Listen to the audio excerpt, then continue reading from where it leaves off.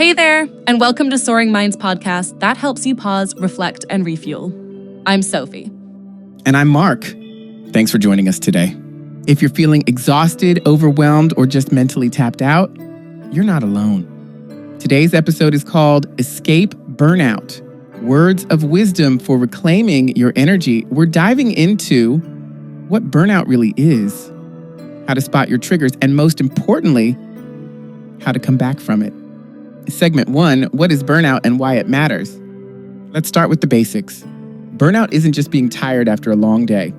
It's a state of emotional, physical, and mental exhaustion caused by ongoing stress that never really lets up.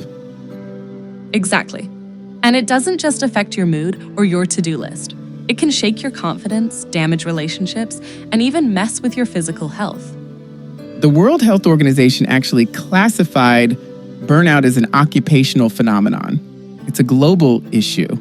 Millions of people are affected, and workplaces are finally starting to take it seriously. And check this out. A 2022 study by the American Psychological Association found that over 80% of workers reported experiencing at least one symptom of burnout. That's huge.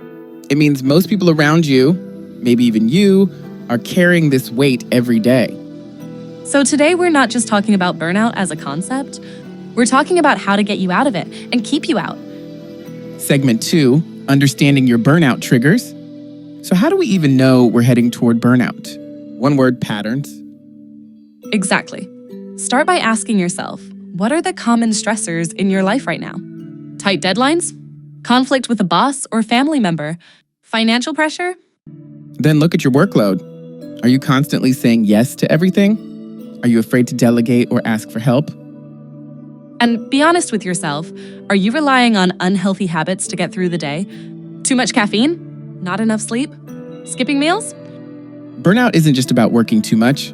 It's about not having enough space to recover. And if you don't catch it early, it builds quietly. So pause. Reflect. Where is your stress really coming from? That awareness is the first step in changing it. Segment 3, reframing your mindset. Now let's talk about your mindset. A lot of us carry guilt when we start burning out, like it means we've failed somehow. But burnout is not a weakness. It's a signal. Your body and mind are trying to tell you something needs to change. That's where self-compassion comes in. Instead of criticizing yourself for falling behind, try treating yourself the way you treat a friend going through the same thing. Then shift your focus. What are your core values? What really matters to you, not just professionally, but personally? When you reconnect with your values, your work starts to feel more meaningful again. You can prioritize the tasks that light you up and let go of the ones that don't align. And hey, set realistic expectations. You don't need to do it all in one day. Break big goals into tiny, doable steps. Progress over perfection. Segment 4, practical strategies for recovery. All right, so now that we've recognized the signs and reframed our mindset, what next? It's time to talk about recovery, because burnout isn't permanent, but it does take intentional effort to bounce back. Absolutely. The first and often most overlooked step, prioritize self-care. And I don't just mean spa days or bubble baths, although those are great. I mean intentional moments of restoration. It could be going for a 10-minute walk, listening to music, painting, journaling, stretching, or calling a friend who actually listens. Whatever makes you feel like you again. Exactly. And speaking of friends, don't isolate yourself. Build or lean into a supportive network. Whether it's family, coworkers, a support group, or a therapist, connection is key. Sometimes just talking about your struggles is enough to take some of the pressure off. It reminds you that you're not carrying all this alone. Another powerful tool? Mindfulness. You don't have to become a monk or sit on a mountaintop. Just 5 minutes of deep breathing or guided meditation can reset your nervous system. And let's not forget about movement. You don't need to hit the gym for an hour. Even gentle stretching or yoga at home can help regulate your stress response. The goal isn't to do more, it's to recover better. Think of recovery as the fuel that keeps your engine running. You can't drive on empty forever. Segment 5, embracing a sustainable future. Once you start recovering, the next step is to stay recovered. That's where sustainability comes in. Think of this as your personalized burnout prevention plan. Based on what you've learned about your stressors, create a simple action plan that works for you. This might mean restructuring your workday, planning tech-free evenings, or scheduling non-negotiable downtime. And here's the big one: set boundaries. Say no when something doesn't align with your energy or values. That's not selfish. That's smart. You don't owe anyone your exhaustion. Your health and sanity are worth protecting.